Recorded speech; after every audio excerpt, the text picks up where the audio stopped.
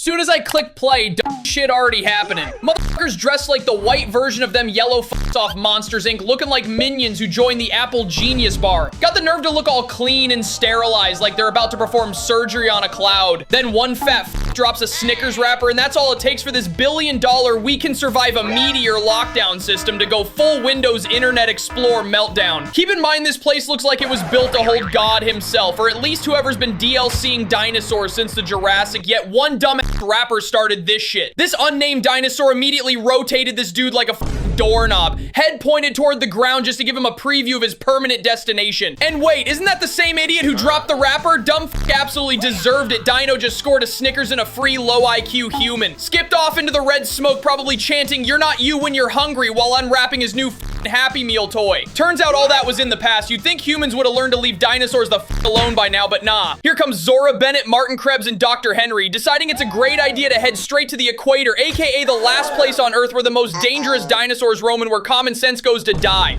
The plan: pull blood from a fucking dinosaur 3 separate times, then escape, sell it, and use it to make a cure for heart disease, because apparently the best way to fight cholesterol is to bare knuckle box a T-Rex and hope he doesn't spike your blood pressure before the HDL kicks in. But before we dive into more Darwinism, the movie wastes the next hour introducing characters nobody asked for, so let me skip the bullshit for you. Duncan Kincaid, basically the navigator with enough plot armor to survive a plane crash, 2 shark attacks, and a toaster in the bathtub. Bobby Atwater, the only security guard who wouldn't secure his own lunch. Teresa Xavier, Isabella Rubin, holy that's already too many names. I'm just gonna say and more before this turns into an attendance sheet for a special ed class on a field trip to the death equator. Anyway, somehow all these people end up together, some willingly, some by pure accident, all equally brain damaged, headed straight for the death equator, aka the one place on Earth where prehistoric death machines roam free and the humidity smells like regret. What could go wrong? Anyways, fast forward, their ship gets surrounded by these Spidersaurus looking freaks like someone fed a tarantula steroids and then dared it to cosplay as a raptor. And this is where our top of the line, government certified Deadshot finally steps up. And by steps up, I mean he stepped up the ladder to go meet God. Because this elite tier badass gets clapped from pure lack of situational awareness. You can't be the only fucker on the ship with an actual lethal weapon, walk around all confident, and still be the first one turned into a snack because you weren't paying attention. Especially if you're the security. And let's really analyze this. Even if the dino's got half your body in its mouth, your arms are still free. You could have dumped the mag point blank. Instead, you drop the gun in the water. Your only chance at surviving. Like you're auditioning for How to Get Eaten 101. And if you look closely, when that dino first got to him, it didn't even bite him, it bit his book bag. And he's still folded like a lawn chair at a garage sale. That motherfucker has the nerve to cling to a door, staring into an 11-year-old's eyes like she's about to unlock some hidden anime power and save him. After grieving Deadshot's death for like half a second, the crew decides to head for shallow water and weave through the rocks to lose them. But our dumb captain floors it, loses control, and crashes. Now we're stranded on Murder Island with nothing but bad decisions and idiots with the combined IQ of B-Lou and a soggy Pop-Tart. But anyways, our situational awareness problem is still alive and well. Because how the fuck does a whole ass Spidersaurus stomp through the water like this shit is Step Up 3, take a full 180 loop around you, and then clap you from behind? Especially with the way they angled the camera, full HD thrust cam, it literally looked like the Spidersaurus was giving her back shots. So now we got 2 brain dead people who went out in idiot fashion. Deadshot would have been proud. Who's next on the fucking list? 3 brain cells later, after grieving her death for less than a second too, Zora Bennett basically says, "We came here for the blood, let's finish the job," like she's speedrunning a Darwin Award compilation. So they head straight into the island. Meanwhile, the 11-year-old and her family are lost as hell sleeping in the open while she's hand feeding a tiny prehistoric animal, and yes, I am deducting IQ points. Because not only is this dumb in general, the dumb father with her actually said, "It's okay." And it gets even stupider. Literally 3 minutes later, the boyfriend of her older sister has his dick out taking a piss in the wide butt open like he's trying to water the fossilized dinosaurs back into existence while 2 alive ones are fighting to the death right behind him. Dude turns mid-piss to watch, then turns back around and continues like he's not one tail swipe away from becoming a piss-flavored Lunchable. The only reason he didn't get a Darwin Award is because the plot needed a comedic relief character. Eventually, the boyfriend comes back, they wake up in the morning and head off to find the village where they're supposed to meet the other crew, but on the way, they stumble across a boat. Next to it, a big-ass carcass, and it looks fresh.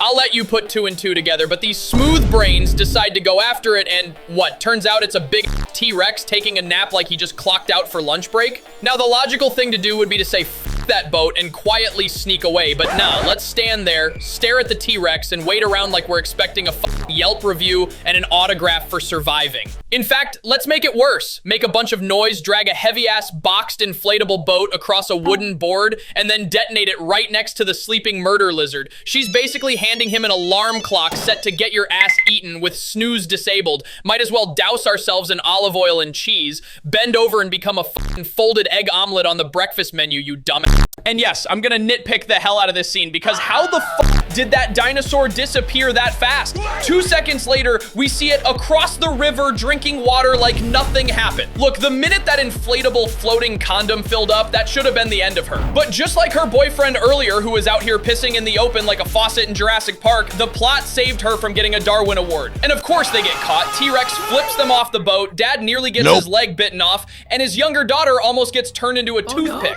All for them to survive off sheer plot armor and almost lose the inflatable boat. We cut back to the other crew. They've got their 2 blood samples, just 1 more to go. And now they're trying to get it from a bird's egg, which just so happens to be in a tunnel in a mountain that looks to be about 5,000 feet tall. And yes, they do f up. How? A hammer. Yeah, a fucking tool. Let's look at the situation. They are clearly infiltrating a murder bird's home to siphon juice from her unborn kid, and one idiot in the crew is making beats on a mountain with a hammer. Motherfucker thinks this is Home Depot like they're not already breaking at least 13 Darwin Award laws and a few OSHA violations. And guess what happens? I'm sure you already know. The bird gets attracted to the sound, swoops in, and sees some dumb messing with her eggs. The idiot with the hammer just put his whole crew at risk and then sacrifices himself unintentionally by throwing the hammer at its face like a murder bird's gonna see that and go, oh shit, my bad, carry on. So yeah, the bird goes after him. He's crying, screaming for the crew above to pull him up the ropes. And at this point, why the f are they even doing that? They know damn well if they haul him up, they're just delivering the murder bird 2 more faces to eat, gift wrapped. Anyways, the bird makes it to the top, but it's too late. Hammerhead idiot earned his Darwin Award fair and square and is getting deep-throated by the bird like it's her cheat day. The rest of these geniuses up on the mountain start hauling ass because they finally realize they just led the murder bird straight to them and they escape, but barely survive. The 2 idiots below are dealing with their own bullshit. One dude's hanging off the side of the mountain trying to grab the last fluid. The other's holding onto a rope that's about to snap. It's just a whole cluster of bullshit, all because of a hammer, and somehow the hammer's still the smartest thing in this scene. Deadshot, take notes. Anyways, the doctor's rope snaps and he falls about 400 feet into some shallow water and somehow survives. My guy just smacked into that river like a belly flop from space and walked it off. Oh, and just so happens, he's still holding on to the 3rd sample too, like the fall was just a light jog to work. I'm gonna let that slide even though I shouldn't, because I actually fuck with the doctor personality-wise in this movie, so I'm not deducting any IQ points for that one. Speeding forward, somehow everyone makes it to the village. The father and his family plus the other brain dead crew finally meet up and shit.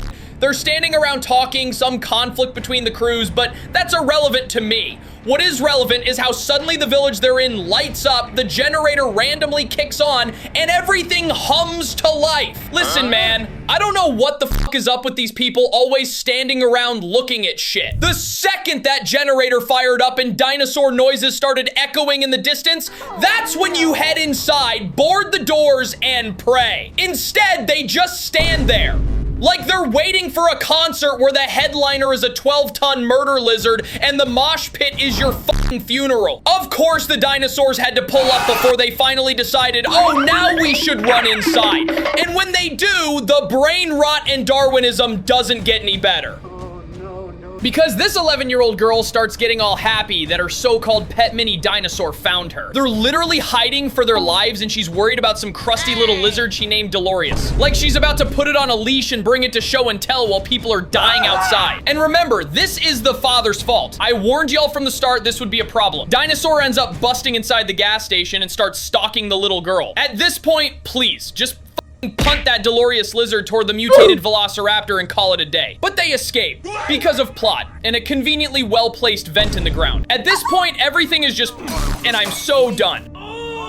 Like, look at this dude. He somehow finds a working key for a car, and the car just so happens to have the alarm blaring. Perfect, a f***ing rolling dinner bell for every dinosaur in a 5-mile radius. Might as well strap a free meat sign to the roof. And dude's just whipping the vehicle around like, my guy, where the f are you actually gonna go? You're on an island. The only escape plan, the helicopter, already got fucked up by that one dinosaur from the beginning. Yeah, the same one that turned that other dude like a doorknob. He's back. Trash the chopper, you're stuck. And you're out here joyriding like that one bald prick that loves cars and says family every 2 seconds. What I stand corrected, I guess there was an escape in the docks shit. But get real, you're out here with a blaring alarm, practically begging to be Darwin's next headliner. And Darwin he got. Now this is the biggest load of shit in the movie. Biggest plot armor I've seen yet. They're at the docks, trying to escape, but that big mutated dinosaur is about to put them on a t-shirt. The black guy grabs a flare, uses himself as bait, and lures that big-ass dinosaur away so the rest can escape. Everyone's crying. I'm thinking, yeah, he got Darwined, but at least it was an honest, sacrificial one, so not as bad. But then, suddenly, this fucker just pops back out of nowhere like he went to get snacks in a souvenir cup. And everyone's happy and cheering like the laws of nature just took the day off. And they didn't even explain it. They expect me to believe he escaped that fucking thing by swimming away while using himself as bait? Bro was literally on the ground about to get eaten. The dinosaur was standing over him like that one Patrick meme in tights. And somehow we're supposed to believe he just Houdini'd his way out? The fuck? So where does that leave us? A trail of bodies, enough bad decisions to fill a Bible, and plot armor so thick it could tank a freight train. They came for 3 blood samples, left with a murder bird eviction notice, a wrecked ship, and the collective IQ of a flat earthers Facebook group. Roll credits.